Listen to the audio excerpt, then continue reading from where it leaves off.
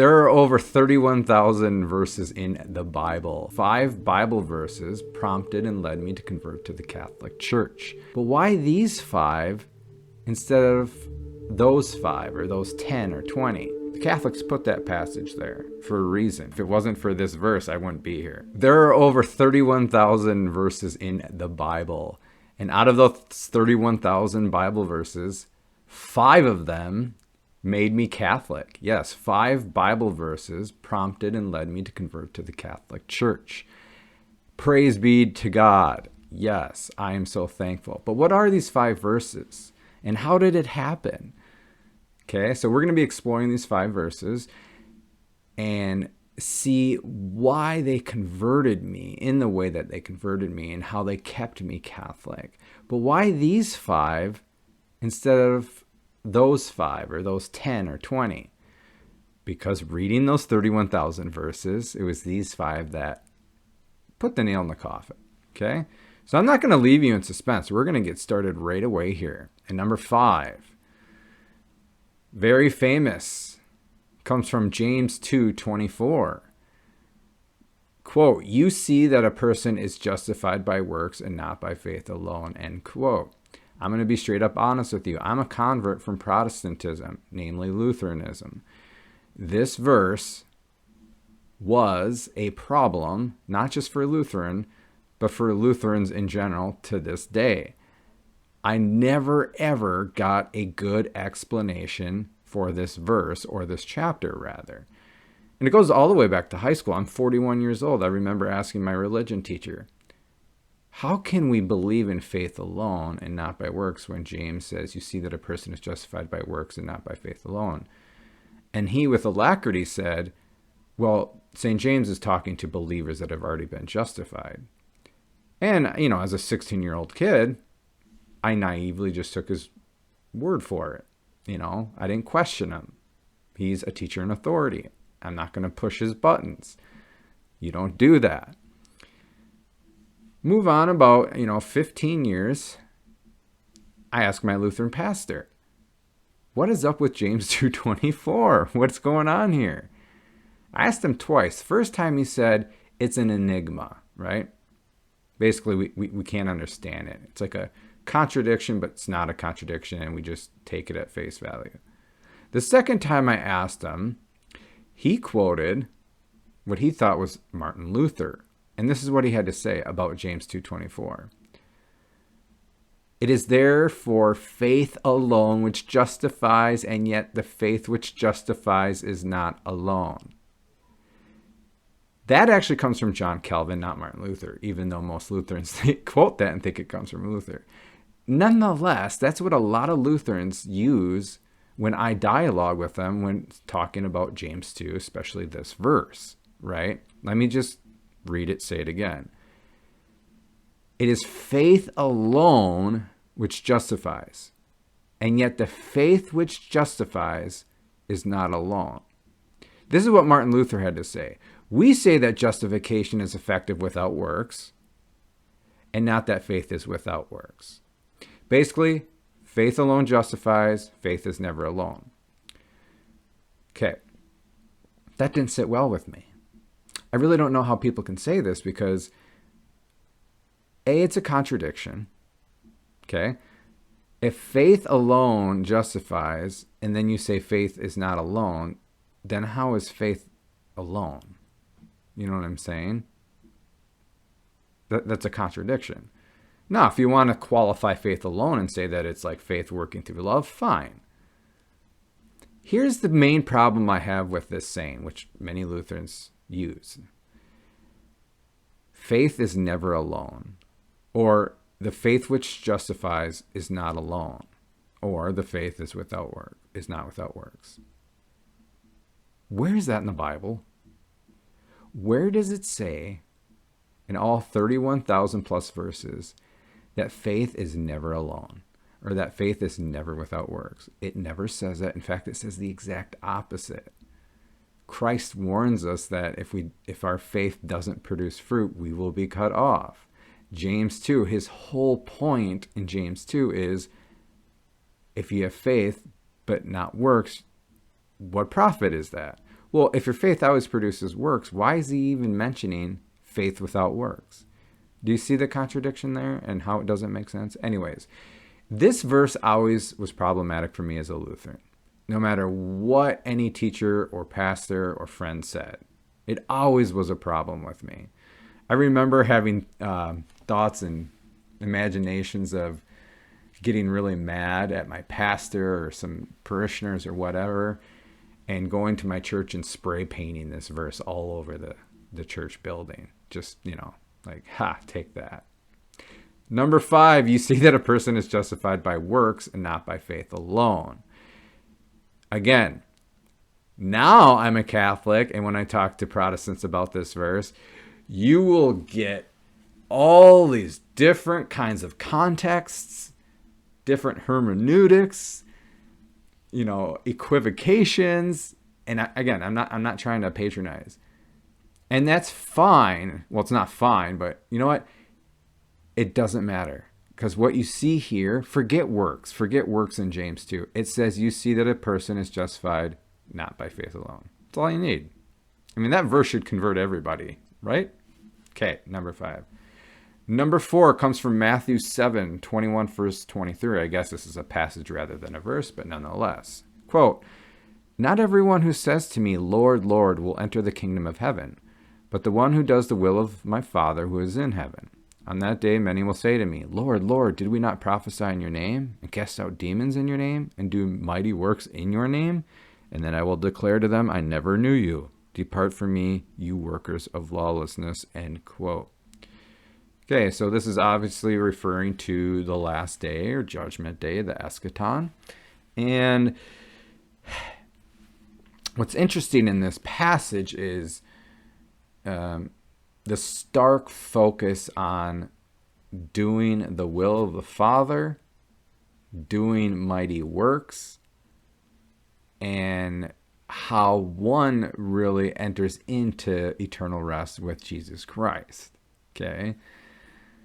So notice in this passage, Jesus says, "Lord, Lord," twice. So not everyone who says to me, "Lord, Lord." Well, I've had a lot of Protestants say, well, these people in this passage, they don't have faith. They're not true believers. I'm sorry, but if you're saying Lord twice, you have faith. No one can say that Jesus is Lord except by the Holy Spirit. And if you have the double Lord, you really have faith. And notice here, you do many mighty works. So you have faith, Lord, Lord, and you're doing many mighty works, and not just many mighty works, but in the name of Jesus. Why is Jesus saying, "Depart from me, you workers of lawlessness"? Because they didn't do the will of the Father. But the one who does the will of my Father who is in heaven, that's the one who will enter the kingdom of heaven. What's the will of the Father? To love God and to love neighbor. That's what it means. So you can have all the faith to move mountains. You can talk in tongues and do all these works and drive out demons, but if you don't have love, you're nothing. Jesus is going to say to you, "Depart from me, you workers of lawlessness." Another thing that Protestants bring up says, "I never knew you." Jesus says, "I never knew you." And these are people with faith that did mighty works in his name. You got to know something about what it means to know in the Bible. Like when Adam knew Eve, okay?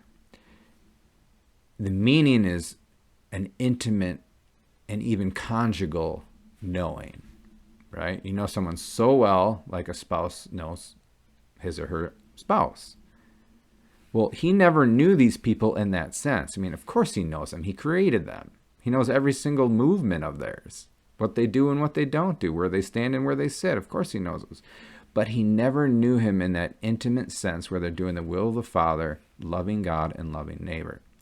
Now, how does this help convert me to Catholicism? Well, in Protestantism or Lutheranism, we believe in justification by faith alone, and that good works and doing the will of the Father have nothing to do with justification or your ultimate salvation.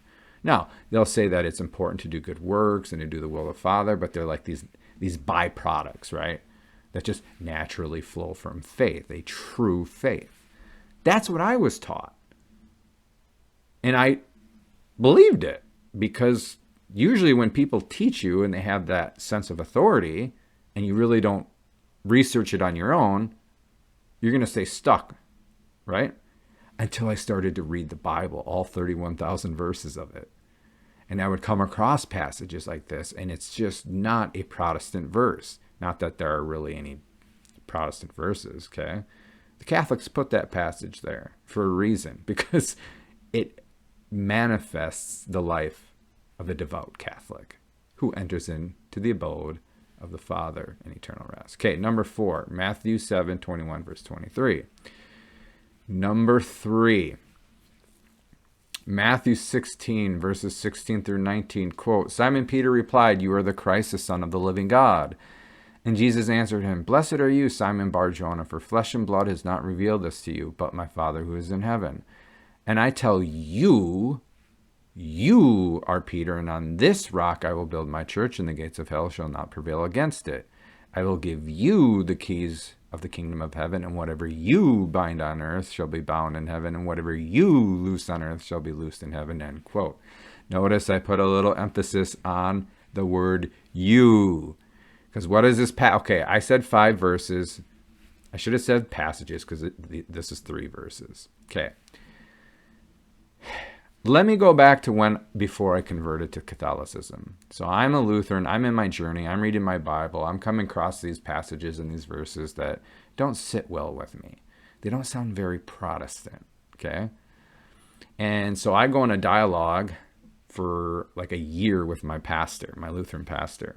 And we're dialoguing back and forth via email. And I mean, we're going at it. Sometimes it's charitable and cordial. Sometimes it's seemingly polemical or, a little harsh. He's defending his faith. He doesn't want to lose me. And I'm on my journey to discovering the truth of Catholicism, even though I'm not there yet. So the whole issue of this passage for him, or for me, I guess you could say, was who is the rock, or what is the rock? There's so much emphasis put on the rock. And he brought up the Greek. On this Petros, I will build my church. Or you are Petros, and on this Petra, I will build my church. And he claimed that they're not the same Greek words. So therefore, the rock isn't Peter if they're not the same Greek words. This is confusing to so many people, Protestant, Catholic alike. It's not confusing. Petra and Petros mean the same thing. They're rock. It means rock. It means rock. Just like dog and puppy, right? It means the same thing. Okay? The problem is that the word rock, Petra, right, is feminine. So if Christ were to use, on this Petra, I will build my church, right? You are Petra, and on this Petra, it'd be like translated into the English as you are Roquette, or you are Patricia. That's how it would translate. But remember, he changed his name to Kepha, Peter. And not only that, in the Aramaic, because remember, Jesus is speaking Galilean Aramaic to Peter and his disciples, the word for rock is Kepha. That's it. There is no feminine, Greek gets all weird. There is no feminine properties to the words. It's just, you are Kepha, and on this Kepha I will build my church. And my Lutheran pastor retorted, well, we don't have the Aramaic in the Bible. We have the Koine Greek. And I'm just like, that's not a valid retort or defense or argument against me. Nonetheless, I meditated over this verse, and I noticed, if you realize the context of what is going on here, there's no way that rock could mean anything else than Peter. Because notice that Jesus blessed him. Okay, How many times does Jesus bless someone in the New Testament? Or how many times does someone get blessed in the New Testament? Mary was blessed, right? Blessed are you among women. Peter was blessed. Blessing is a huge thing. You cannot just say, oh, blessed are you, Simon, Jonah, like that. That doesn't mean anything. A blessing is a special signification, right? Of which plays into why he changed his name as well. Like the role that Peter is given, the office that Peter is given. And when he says, I tell you, remember, I emphasized the word you how many times? I tell you, you are Peter. I will give you the keys to the kingdom, whatever you bind on earth. Remember, this is all in the singular. This isn't plural. All his apostles are in, around the campfire, wherever there are. And he's calling and singling out Peter and saying all this stuff. So on this rock, which his name means, what else would that refer to? Right? So let's say the rock is Christ. A lot of people say, oh, the rock is Christ. Well, are you giving the keys to Christ? Is Christ giving the keys to himself? Is Christ saying whatever Christ binds? You know what I mean? Is Christ blessing him? No, it's all Peter. Peter, Peter, Peter, Peter, all throughout this passage. There's no way you can get around it. It's Peter. Okay? And a lot of people will say, well, the rock's his confession. Okay, the Catechism says this, Catechism of the Catholic Church. Okay, I'm not going to, the solid rock foundation of his confession, whatever. It's Peter. Did Christ give Peter's confession the keys? Did Christ rename the confession to Peter? No, it's all Peter. So if you want to say his confession, I don't necessarily have a problem with it, but it's Peter, okay? So this helped me convert to Catholicism versus like, say, Eastern Orthodoxy or some other branch of Protestantism. Because what makes Catholicism, or the Catholic Church, it's the Pope, the universal magisterium. Nobody else has that. Okay, number 3, Matthew 16, verses 16 through 19. Gosh, what are number 2 and 1, guys? So number 2, Philippians 2, verses 2, verse 13. I'm sorry, chapter 2, 12, verses 13. Quote, therefore, my beloved, as you have always obeyed, so now, not only as in my presence, but much more in my absence, work out your own salvation with fear and trembling. For it is God who works in you both to will and work for his good pleasure, end quote. I'm not going to lie, this is the one single the one single passage that I've never, ever gotten a good explanation from a Protestant. Never. I never have.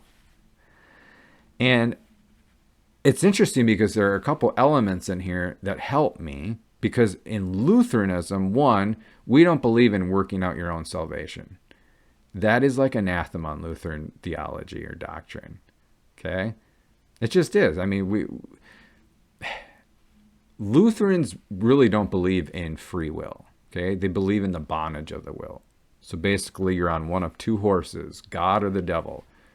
And it's God riding you or the devil riding you, and you're just along for the ride. That's Luther's bondage of the will, right?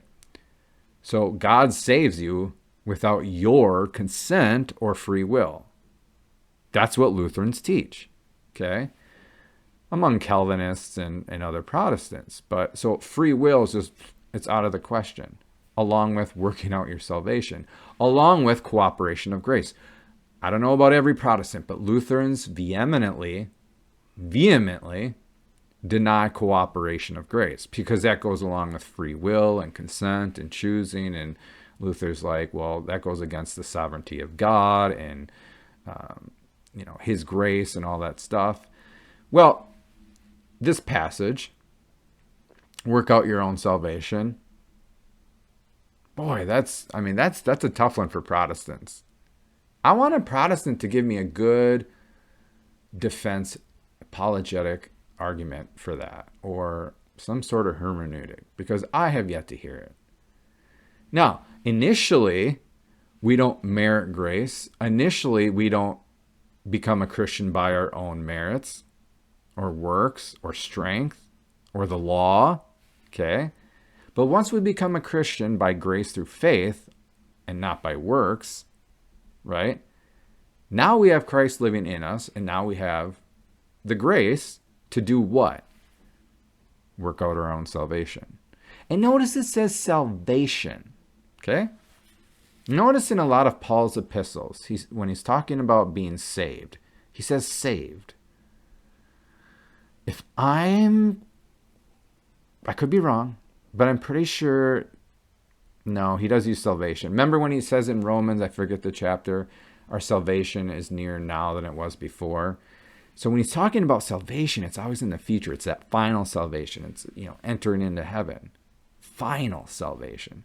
And that's what we're working out right now. We've already been saved in the past, and that's why he says, for by grace you have been saved in the past. That's when we become a Christian. But once you become a Christian, you have to work out your own salvation. But you do that with grace. That's why he says with fear and trembling.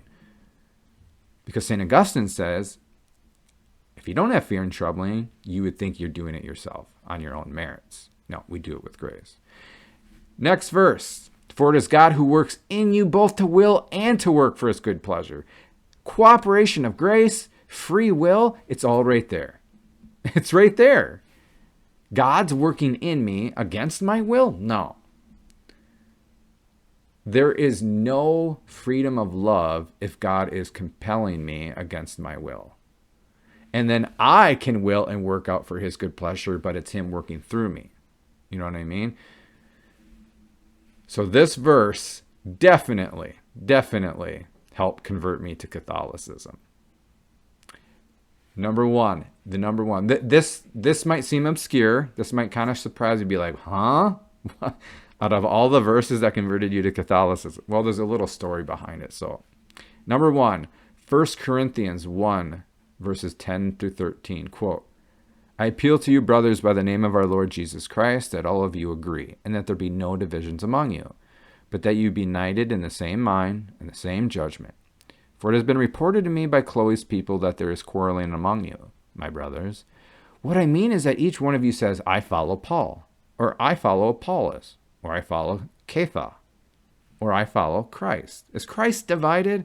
Was Paul crucified for you, or were you baptized in the name of Paul? End quote.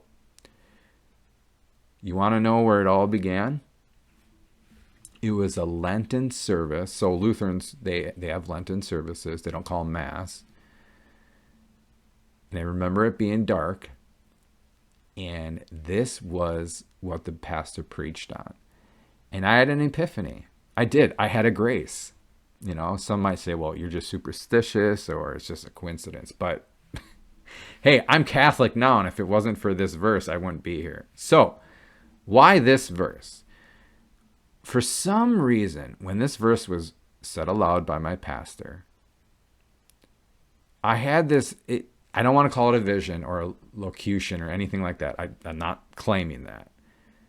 But something I saw, and I saw the history of the church and the Reformation and all the division within Protestantism.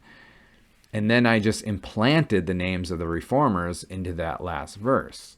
So for instance, I follow Luther, or I follow Calvin, or I follow Zwingli, or I follow Knox.